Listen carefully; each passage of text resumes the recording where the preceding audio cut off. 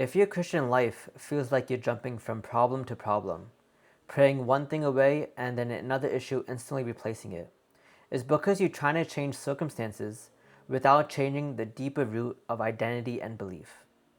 In this video, you'll learn the identity to reality framework and how to rebuild your identity through the Word of God, so your faith becomes stable and your life starts shifting from the root, not just the symptoms.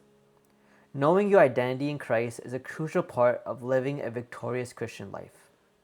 What you believe determines what you experience. So if you don't know who you are, you won't have the confidence to know what you're entitled to through Christ. In the Bible, in Ephesians 1 verse 3, it says, "Blessed be the God and Father of our Lord Jesus Christ, who has blessed us with every spiritual blessing in the heavenly places in Christ." Notice that it doesn't say might bless you, it says He has blessed you. So if you don't know your identity, you live like you're begging God for the things you already have available to you. And this is why the Bible talks about boldness in God's presence. In the Bible, in Ephesians 4 verse 16, it says, "Let us therefore come boldly to the throne of grace, that we may obtain mercy and find grace to help in time of need." How do you walk in the presence of God with boldness if deep down your identity is that you're just a sinner, or that I'm not good enough, or that I don't belong here, or that God is disappointed in me? If you see yourself as unworthy, you're going to be afraid to enter His presence. But if you know that I am a child of God, that my Father in heaven is the God of the universe, then boldness becomes natural, because you know who you are. Faith matters, we all know that. But the reason faith is so crucial is because faith is how you receive anything from God. Faith is how you receive God's blessings and promises into your life. That's why in James chapter 1 verse 7 it says, "But let him ask in faith, with no doubting, for he who doubts is like a wave of the sea driven and tossed by the wind. For let not that man suppose that he will receive anything from the Lord." So why can't a double-minded person receive? Because they don't have stable belief. One minute they believe, the next minute they don't. So they're always internally divided. This is a framework that explains everything. Our identity shapes our beliefs, and our belief shapes our faith, and our faith shapes our reality. I'll say this again because this is an important concept. Our identity sets up our beliefs sets up our faith produces our reality. So if you're trying to change your life, but you never change your identity, you're always going to stay stuck. For example, if you have the identity that I am athletic, then your beliefs will follow. You'll believe that, going to the gym is normal for me. Then your actions will follow. But if you have the identity that, I'm not loved, then your beliefs will follow. You'll believe that people don't want you, that people want to avoid you, that you are unlovable. And when someone good tries to come close to you, you'll back off and you'll reject it because of that wrong identity. That's not random. That's your identity producing your life. A lot of people think faith is only positive, but faith means believing, and so therefore faith is neutral. So you can have faith in good, or you can have faith in bad. You can have faith that God will help you, or you can have faith that you will always fail. That's why if you believe that people always reject you, and you keep believing that, that belief becomes your faith, and then your life will start reflecting it. That's why Jesus said in Matthew chapter 9 verse 29, "According to your faith, let it be to you." This is where a lot of Christians get trapped. Say you are praying for a promotion at work. You pray and you pray and you pray, and then you finally receive it. Then another problem comes, and you, for example, say there's work stress from your manager.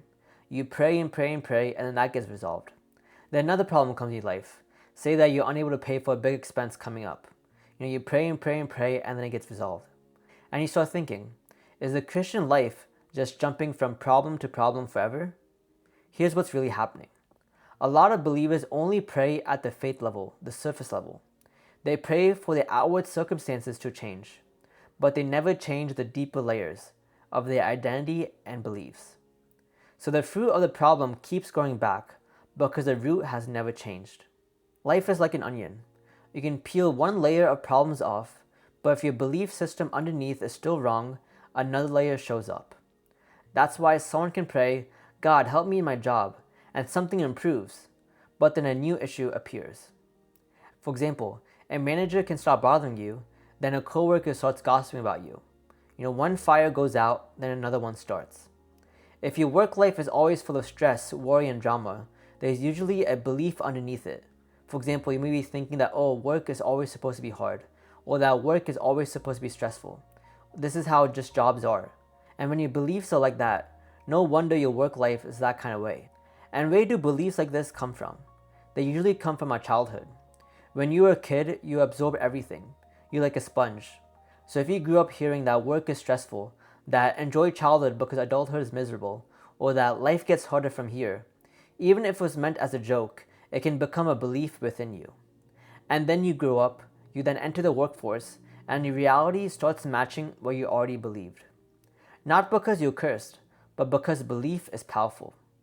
Your identity in Christ resets the whole system. What identities do we have in Christ? Number one, we have healing identity. In the Bible, in 1 Peter 2 verse 24, it says, "Who himself bore our sins in his own body on the tree, that we, having died to sins, might live forever righteous, by whose stripes we were healed." So that means my identity can be, I am healed, I am healthy, I am strong, I am fit, even if my present circumstances are trying to argue with that. Another identity we have in Christ is provision identity.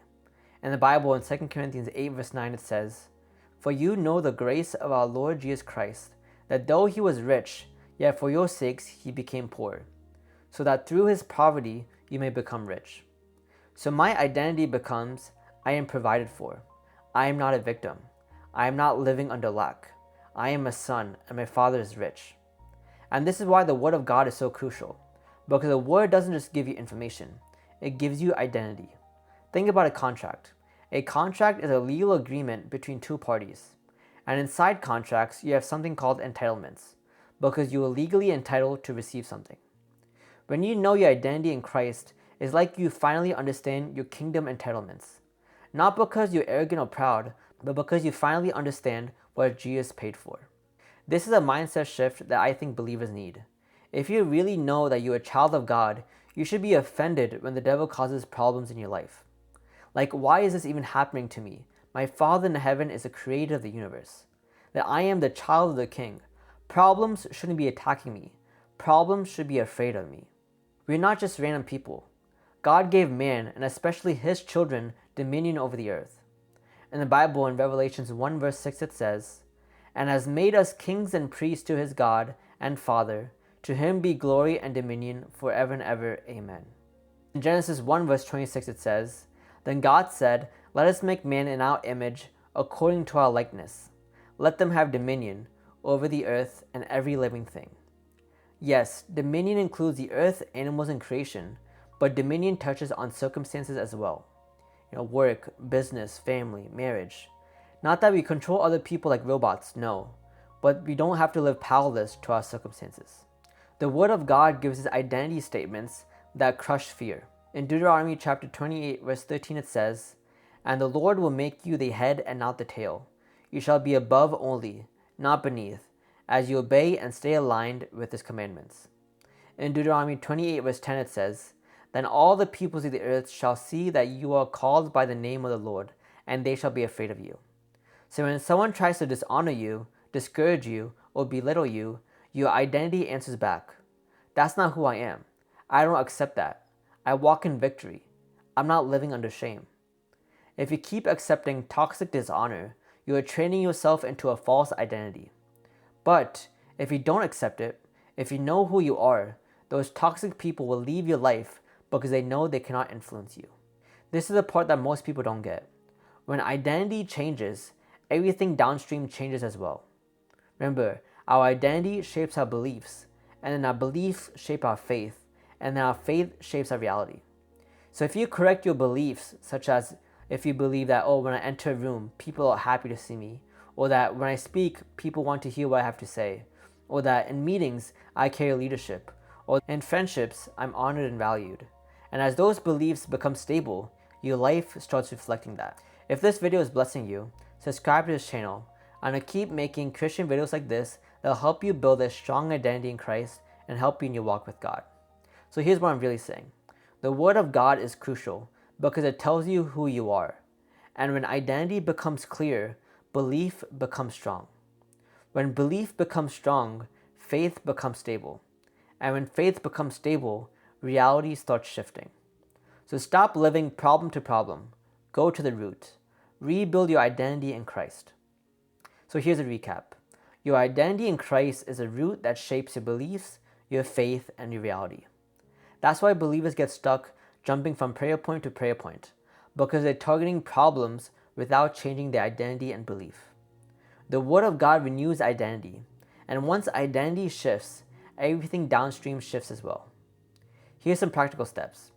Ask yourself, what identity am I living from? Then pick 3 identity scriptures, for example, healing, provision, or authority, and read them daily until they feel normal. And then identify one repeating life area. For example, it could be work, it could be stress, fear, dishonor, whatever it is. And then ask, what belief is underneath this?